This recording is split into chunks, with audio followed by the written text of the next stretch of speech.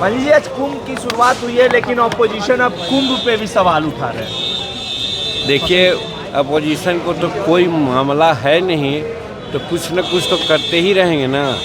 भारत आस्था का देश है और ये सनातनों का एक बहुत बड़ा और बहुत दिनों के बाद 12 बरस के बाद ये रहा है।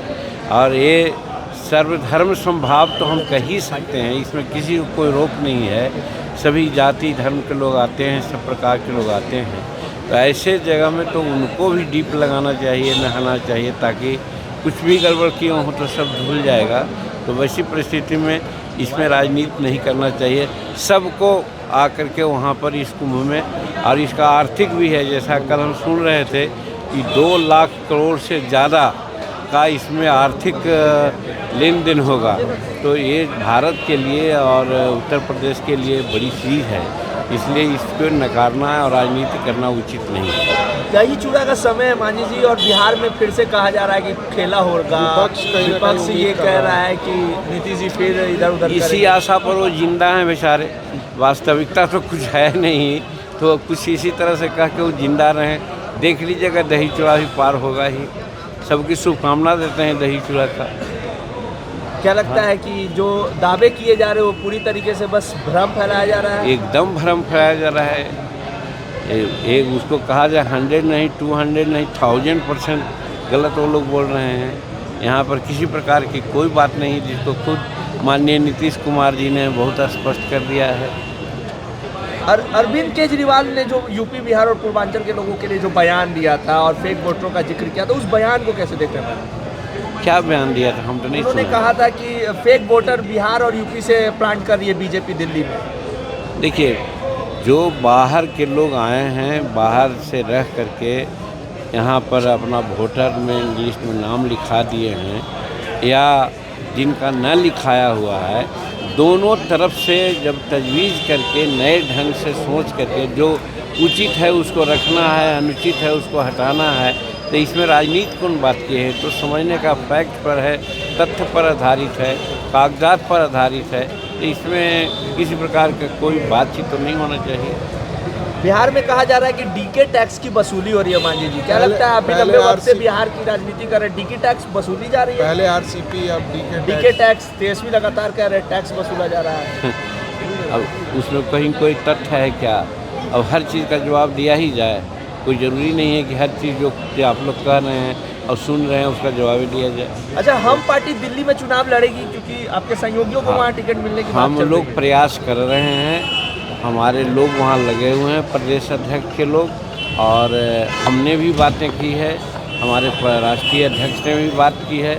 और हम लोग चाहे हैं कि अगर ज़्यादा कारगर ढंग से हमारे कार्यकर्ताओं को वहाँ लगाने की बात, काम करने की बात है, तो सीट देना चाहिए। न सीट मिलने के बाद कहने का मतलब कुछ न कुछ तो हताशा रहती है।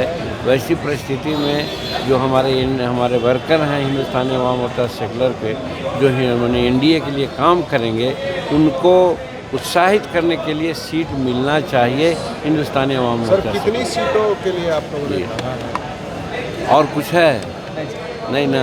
और एक चीज़ हम अपनी तरफ से कहना चाहते हैं, आप लोग भूल जाते हैं स्मृति। अभी हाल में गया में हमने बिहार के जो अनुसूचित जाति कल्याण विभाग के सचिव हैं, उनके संबंध में हमने कहा था कि वो ऑफिस में ही ज़्यादा बैठते हैं, बाहर नहीं जाते हैं, जिस कारण से अनुसूचित जाति के जितने संबंधित कार्यकलाप है उसमें गड़बड़ियाँ हो रही है। तो उन्होंने एक तरह से हम लोगों पर कटाक्ष किया था कि बाप बेटा दोनों 8 वर्ष रहे हैं, क्या हमने कोई चोरी की है? अगर चोरी शब्द कहा कि 1 पैसा का भी अगर साबित हो जाए तो मैं पद से त्याग दूँगा, ये उन्होंने कहा था।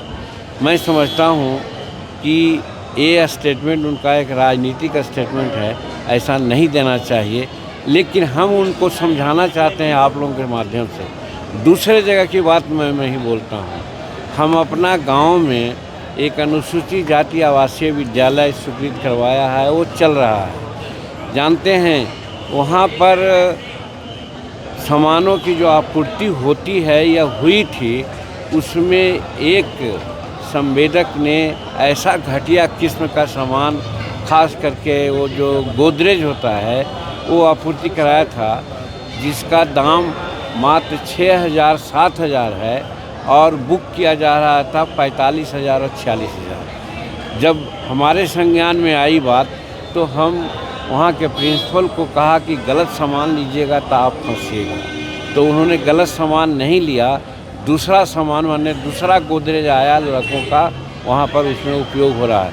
लेकिन जो यहाँ सप्लाई किया था इन लोगों के कहने पर, पैसा लेकर के जो दिया गया था, वो 400 गोदरेज अभी भी महकार आवासीय विद्यालय के 3-4 कमरों का शोभा बढ़ा रहे हैं। हम उनसे पूछना चाहते हैं कि किस वक्त के लिए वो लोग वहाँ पर रखे हुए हैं और कब तक वहाँ रखेंगे, और ऐसा घटिया किस्म का अगर गोदरेज वहाँ सप्लाई हुआ था तो इसमें कितना लेन देन हुआ है, ये सिर्फ आप लोगों के माध्यम से पूछता हूँ, वो बता दें, तब हम समझें कि सही हो राख साफ आदमी है।